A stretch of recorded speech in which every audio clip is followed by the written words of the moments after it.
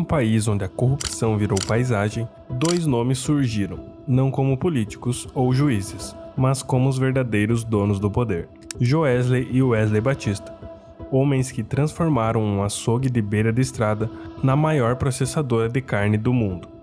Mas por trás do império bilionário estava um esquema que ajudou a moldar o cenário político e econômico do Brasil por décadas. Eles financiaram campanhas, compraram silêncio, manipularam o mercado.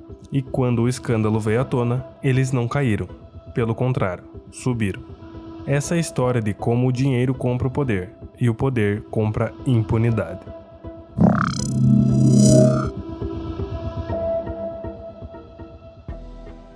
Tudo começou com José Batista Sobrinho, um homem simples, trabalhador rural em Anápolis, Goiás. Em 1953, ele fundava o açougue Casa de Carnes Mineira, atendendo a comunidade local com cortes de carne e bom atendimento. Era uma operação pequena, mas com um grande potencial.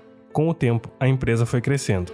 Em 1970, já processava carne em pequena escala. Nos anos 80, expandia para o Centro-Oeste e começou a realizar exportações. Mas a grande virada veio com os filhos Wesley e Joesley, educados, agressivos nos negócios e ambiciosos. Foram eles que deram à empresa um novo nome, a JBS, em homenagem ao pai. A partir dos anos 2000, os Batista embarcaram em uma estratégia de aquisições que parecia insaciável. Em poucos anos, compraram concorrentes no Brasil e no exterior: Swift na Argentina, Pilgrim Pride nos Estados Unidos e até a brasileira Seara. Com o apoio do BNDES, que investiu mais de 10 bilhões na empresa, a JBS passou a ser considerada o símbolo da internacionalização brasileira. Mas essa ascensão meteórica era sustentada por algo além da eficiência administrativa: o apoio direto e indireto do poder público, num esquema que ia muito além da legalidade.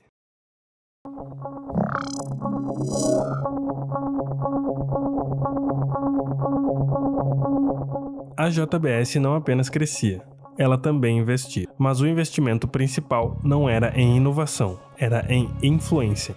Entre os anos de 2006 e 2014, a empresa foi uma das maiores doadoras de campanhas eleitorais do país, irrigando partidos de todos os tipos, como o PT, PSDB, do PMDB e o PP. E não era só dinheiro declarado. As delações premiadas revelariam um gigantesco sistema paralelo de propinas, pagamentos em contas no exterior, mesadas mensais a políticos e compra de medidas provisórias. O jogo era claro: quem recebia, retribuía com favores, e quem atrapalhava, era cortado. A estratégia era institucional. O setor de relações governamentais da JBS operava com a maior frieza de um departamento de logística. Sabia quanto cada político custava, o retorno esperado e quando a próxima fatura venceria. Ficou de 2010 até final do ano passado pagando esse contrato de aluguel dos caminhões, mais um adicional de R$350 mil, que era propina, não existia. Os irmãos Batista não só dominavam o setor de carnes, controlavam a própria república. Segundo a acusação, Temer havia cometido delitos de corrupção ativa, corrupção passiva e lavagem de dinheiro, envolvidos em negações de contratos da Eletronuclear com a empresa Engevix. Mas como todo bom político, ficou preso por apenas 6 dias. A delação não parava em Temer. Ela incluía mais de 1.800 políticos, ministros, governadores, deputados e senadores. A Procuradoria-Geral da República dizia que aquele era o maior esquema empresarial de corrupção já revelado no Brasil.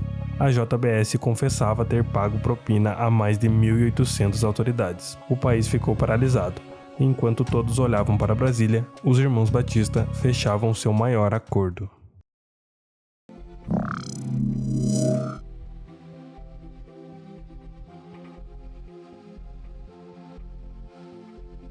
O acordo de delação premiada firmado pelos irmãos Batista com o Ministério Público Federal foi tão controverso quanto histórico.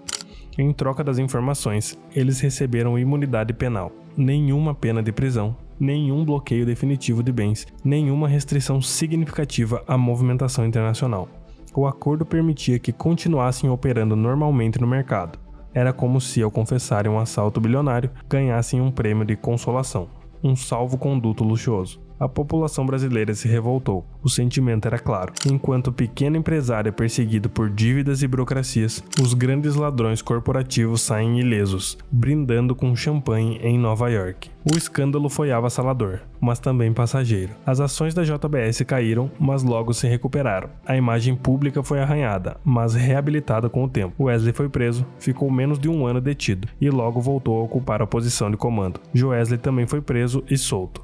A empresa continuou crescendo, continuou contratando, continuou recebendo apoio estatal. O que era para ser um divisor de águas virou uma lição. No Brasil, o poder econômico se regenera, e os irmãos Batista provam que, se o dinheiro não compra felicidade, compra silêncio, liberdade e influência. Hoje, a JBS fatura mais de 30 bilhões por ano, está presente em mais de 20 países, emprega mais de 250 mil pessoas, e seus donos continuam ricos, discretos e protegidos. As delações foram arquivadas, os processos protelados e a impunidade é real, concreta e calculada. Joesley e Wesley Batista continuam entre os homens mais poderosos do Brasil, mas agora mais silenciosos, porque aprenderam que os holofotes podem queimar e que no Brasil só se paga caro por um crime se você for pobre. Essa não é só uma história sobre corrupção, é uma história sobre estrutura, sobre um sistema que premia quem rouba certo e pune quem erra pequeno. Os irmãos Batista não foram gênios, apenas jogaram o jogo com as cartas marcadas de um país onde o dinheiro é mais forte do que a lei. E nós seguimos sendo espectadores de um espetáculo repetido. Mas até quando?